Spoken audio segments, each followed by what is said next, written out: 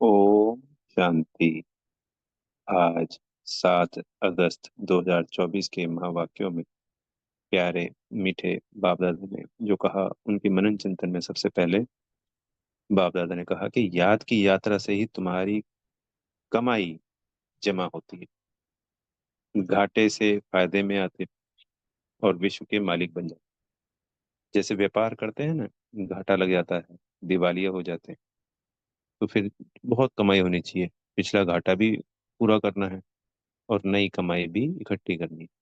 तो वो कैसे होगी? अब 63 जन्मों का घाटा है, सर पे पापों का बोझा है, तो सिर्फ बाबा की याद, बाबा को सर संबंधों से याद करना, सभी संबंधों से अलग अलग कमाई। ये कमाई होती है, तात्पर्य कि कई बार होता है कि मूंज नहीं आ जाती है, बाबा बाबा बाबा। तो क्योंकि बाबा के 3 संबंध तो मुख्य हैं ही हैं, बाप, टीचर, सतगुरु। पर इसके अलावा भी हमारा मोह कहीं पे फंसता है, उसी संबंध से बाबा को याद करेंगे तो उस मोह की रग छूट जाएगी, तो बाबा की याद बढ़ जाएगी और फिर हमारी कमाई बढ़ जाएगी। तो इस कमाई पे हमेशा अटेंशन देनी है, पूरा ध्यान देना है, इस कमाई में लगे रहना है। बाबा से मीठी मीठी रू रिहान करनी है, बातें करनी है, अपने दिल की सब बातों को शेयर करना होता है। ये भी कमाई में ही आता है। फिर अपने को आत्मा समझना है, उस परम आत्मा को बिंदी समझ के याद करेंगे तो वो कमाई और पदम गुना हो जाएगी। अगर हम सर संबंधों से बाबा को याद करते रहेंगे, अपने मन की सारी बातें शेयर करेंगे, तो बाबा के संग संबंध अच्छा होता जाएगा, हम आत्मा पावन होती जाएंगी और हमारे विकर्म विनाश होते जाएंगे। तो हम हमारी याद ऑटोमेटिकली बढ़ती चली जाएगी। ये युक्तियां हैं बाबा के करीब जाने का, बाबा के याद करने का, बजाय दूसरे देहधारी को। बाबा ने कहा मुर्गे में कि अपने देह और देह के सब संबंधों को छोड़ दो। 63 जन्म बहुत याद कर, क्या हुआ? नीचे गिरते चले आए, पाप होते चले गए। पाप की परिभाषा आज फिर बताई बाबा ने, जो पिछले कई दिनों से बता रहे। काम कटारी चलाना, बाबा को, मिली भगवान को, कर भीतर कुत्ते बिल्ली और अनेक अनेक प्रकार की गलानी करना।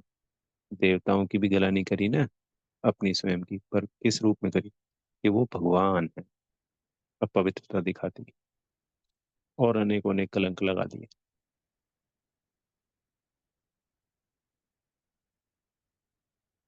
तो इन सब से कैसे चुकता होगा? बाबा की याद।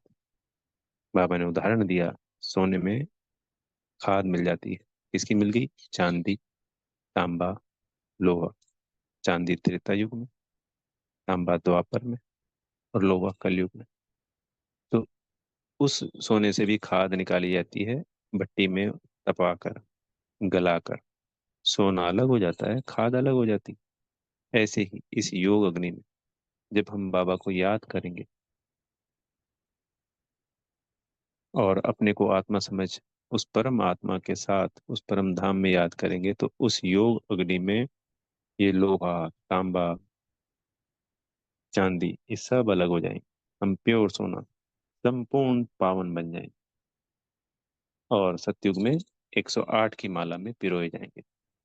बाबा ने आज की मुरली में ये भी क्लियर किया कि 108 की माला के मन के बनकर ही आप सजाओं से बच सकते, नहीं तो सजाएं खानी ही पड़ती हैं 108 के अलावा।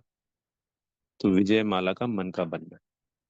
तो उसमें बताया बाबा ने कि सबसे पहले ऊपर होता है फूल, फूल है शिव बाबा, और दो मन के, यानी जोड़ा हो गया। तो जोड़ा हो गया प्रवृत्ति मार्ग का, यानी उस 108 की माला में हो गए 54 जोड़े। तो सबसे पहले दो कौन होते हैं मन के? लक्ष्मी नारायण। अगर हम आज की बात करें तो ब्रह्मा बाबा और मम्मा, जो कि फ्यूचर में जाके दोनों लक्ष्मी नारायण, पिछले 2-3 दिन की मुरली से कह रहे हैं बाबा के, ये दोनों बचपन में कृष्ण और राधा होते हैं, और फिर बड़े होके इनका स्वयंवर होता है। ये दो अलग अलग महाराजाओं के बच्चे होते हैं, और स्वयंवर होके फिर लक्ष्मी नारायण बनते हैं।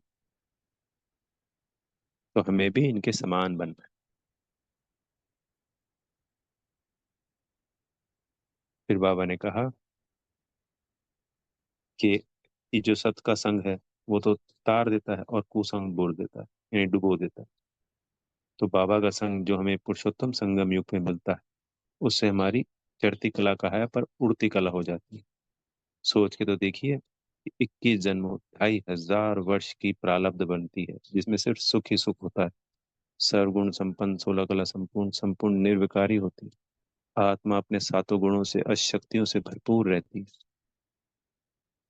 और हर क्षण सुख का, प्रेम का, आनंद का, शांति का अनुभव करती है। उसके अंदर उसका स्वरूप रहती है 2500 वर्षों तक।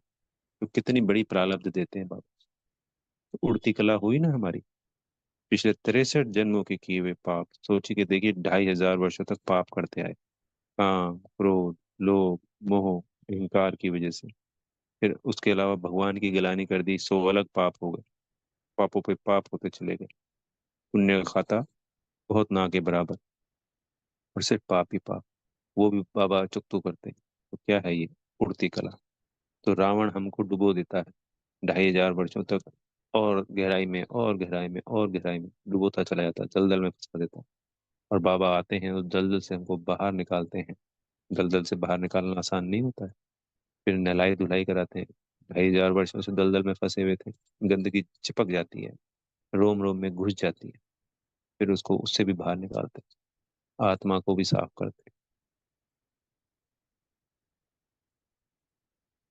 तो बाबा का संग हमें उड़ा देता है, तरा देता है, और कुसंग हमें रावण का डुबो देता है। तो सारा मदार किस पे बताया बाबा ने?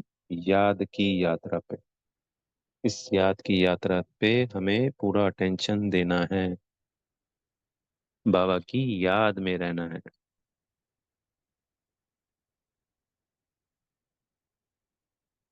इस याद से ही हमारे सारे पाप जल जाएंगे, और 21 जन्मों की प्रारब्ध बन जाएगी, सर्व प्राप्तियां हो जाएंगी। फिर आज वरदान में बाबा ने कहा कि हर घड़ी को अंतिम घड़ी समझ एवर रेडी रहने वाले तीव्र पुरुषार्थी बनना है।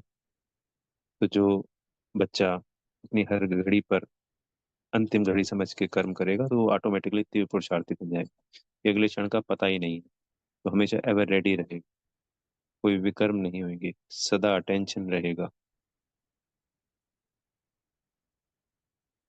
अगर ये सोच लिया कि भाई विनाश होने में तो टाइम है, पुरुषार्थ हो जाएगा, सभी कर रहे हैं मैं भी कर लूंगा, इस तरीके से तो फिर पुरुषार्थ ही नहीं होगा, अंतिम घड़ी भी आ जाएगी। उस वक्त बाबा ने कहा हलचल ज्यादा होगी, पुरुषार्थ हो ही नहीं पाएगा। और अभी का लंबे काल का अभ्यास होगा, तभी हम उस वक्त बाबा की याद में रह सकेंगे। इसलिए बाबा हर वक्त हमें अटेंशन दिला रहे हैं, और हमें अपने मन और बुद्धि को इंस्ट्रक्शन देना है कि ये घड़ी अंतिम घड़ी है, आज पूरे दिन में इसी का अभ्यास करना है। फिर देखना पुरुषार्थ अपने आप कितना तीव्र हो जाए। अच्छा। ओम शांति। बेहद का धन्यवाद मेरे प्यारे मीठे बाप दादा जी का।